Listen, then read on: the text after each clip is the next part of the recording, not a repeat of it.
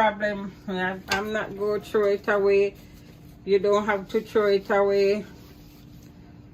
If I want it, so I'm just going to have it.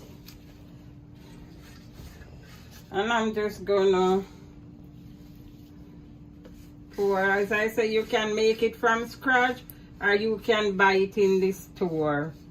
Very, very easy.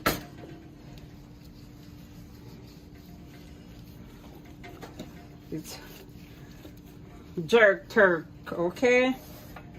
Your Thanksgiving jerk turk.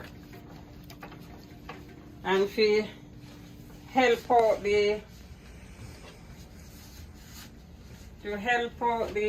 situation of the turkey. You know, I always love my natural herb.